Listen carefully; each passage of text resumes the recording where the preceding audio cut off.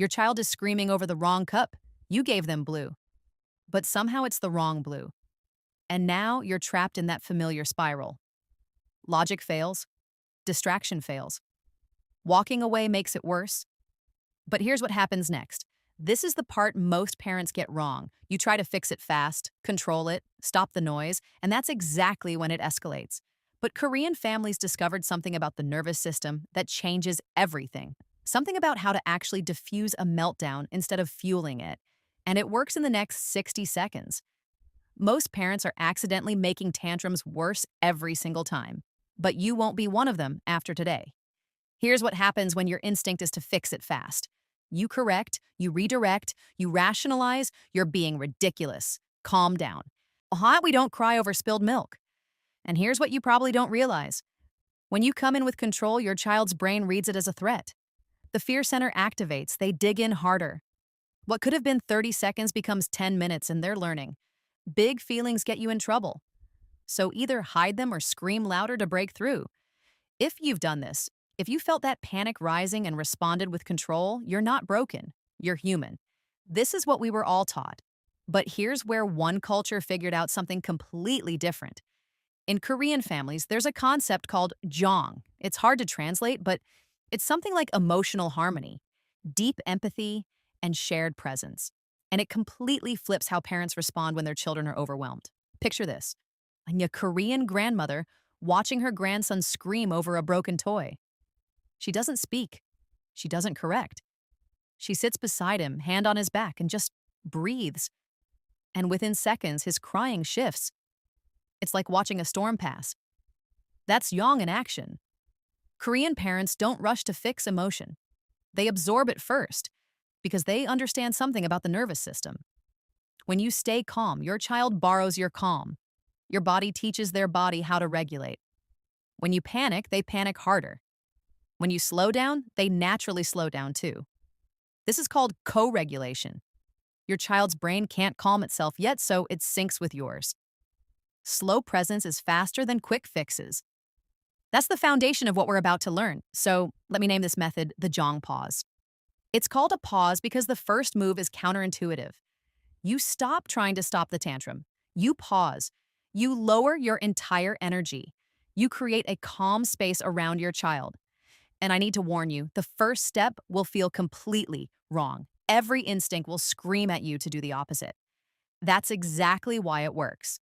I'm going to show you 5 simple steps, and I want you to follow along with the timing because when you see how fast this actually works, you'll understand why Korean parents look so unshaken. Ready? 60 seconds. That's all we need.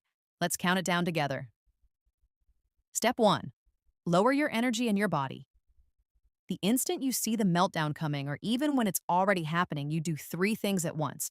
Take a real breath, drop your shoulders, crouch down to their eye level, not towering, meeting. And when you do this, something shifts. Your child's brain reads this combination as, I'm safe. This person isn't a threat. They're with me. The amygdala, the fear center, downshifts. 10 seconds. Done. 50 to go. Step 2. Silent connection. You're at their eye level now. You don't speak yet. You just make gentle eye contact. Let them see that you're grounded, that you're not angry at them, that you're there. Your child is watching you. Their body is watching you, and they're literally syncing with what they see. 3 to 5 seconds just breathing together without words. 45 to go. Step 3, the gentle touch. Still without words. You might lightly hold their hand or rest your palm on their shoulder or back. Some children lean into this immediately. Others need a moment, and some won't want touch at all. And that's okay. You adapt. The core stays the same. They feel your presence. Here's what's happening neurologically. Your calm, steady touch is sending a message to their brain. This is survivable. You're safe. I'm not leaving. Many tantrums de-escalate right here. You'll feel the tension leave their little body. They stop fighting because they feel seen, held, not alone. 10 to 15 seconds, 30 to go. Here's what this looks like in real life.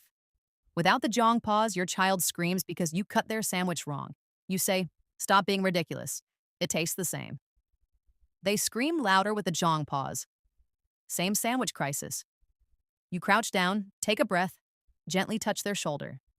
You say nothing, and you watch their shoulders drop, their fists unclench. The intensity shifts before they've even stopped crying. Step 4, name the feeling. Now, and only now, you speak. But you don't explain or lecture. You simply witness. You're really upset right now. You wanted the sandwich hole and now it's cut. That's frustrating. Keep it simple. No judgment in your voice. This is where everything changes because your child feels understood, not corrected. Understood. And when a child feels understood, the need to keep screaming diminishes. They've been heard. Let me show you what happens next. Your child is crying over a broken toy. You've moved through steps 1 through 3. Now you say, that toy broke. And you're really sad about that. The crying might actually intensify for a moment. That's good. That's release.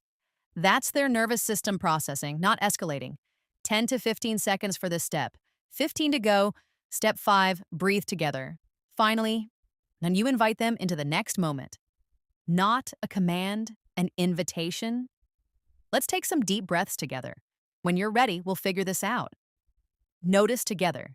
You're not sending them away to calm down. You're not isolating them. You're staying present.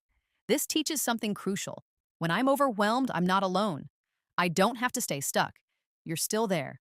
You're still with them. You're both moving through this. The tantrum has softened. The intensity has shifted from frantic to manageable, from alone to connected. That's 60 seconds done. Here's what just happened in those 60 seconds. You stopped adding stress. Your body signaled safety. You validated their emotion instead of fighting it. And their nervous system borrowed your calm. But here's what matters most. You didn't just end a tantrum. Now, you taught their brain a new pattern. When your child has a meltdown, the emotional part of their brain hijacks the logical part. Reasoning bounces off. Explanations don't work, but felt safety, calm presence, emotional attunement that reaches them. And once they feel that safety, the logical brain comes back online. Now they can think. Now they can process. Now they're actually available to learn, but here's the real payoff. You're rewiring how their brain handles emotion. Over time, sometimes in just a few days, tantrums become less frequent and less intense. Not because you're controlling them, but because their brain is learning. Emotions can be survived. They're not dangerous. I can move through them. That pattern compounds. Now, I know what you're thinking. What if it doesn't work right away? Let me show you exactly what to expect. Day 1, you try this and your child screams louder. They're confused because you're responding differently. You're calm while they're screaming louder. That's the teaching moment. Don't interpret it as failure. Day 3, the crying sounds different, less frantic, more like release. They're beginning to trust the pattern.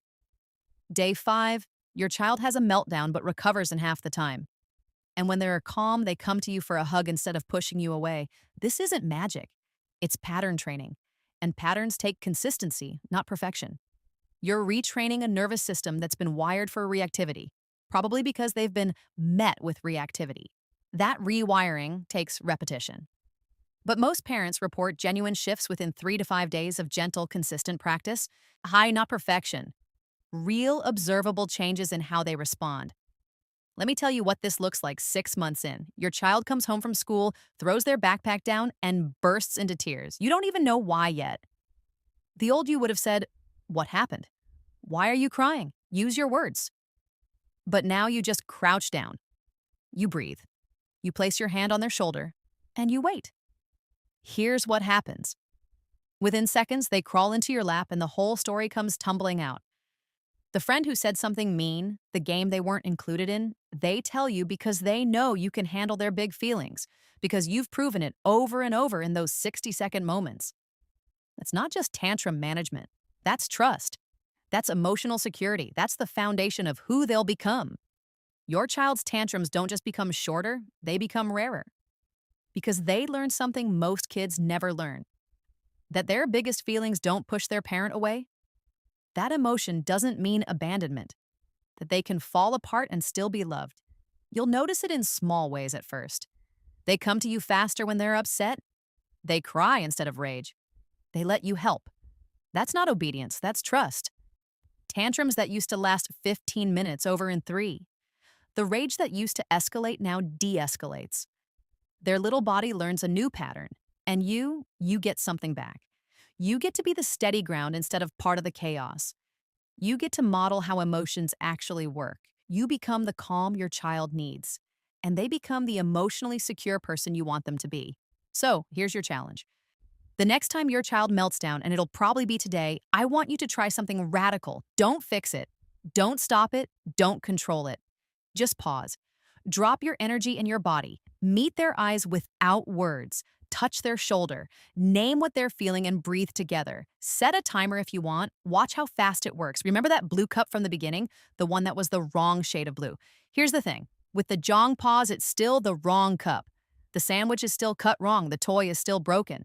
But your child learns something more valuable than getting what they want. They learn that their biggest feelings don't push you away, that they're safe even when they are not okay, that you're the steady ground beneath their feet, and that changes everything. Your child won't remember every tantrum, but they'll remember how you made them feel when they were at their worst. So choose. Choose to be the calm they need starting in the next 60 seconds, then come back. Tell me what shifted. Comment below.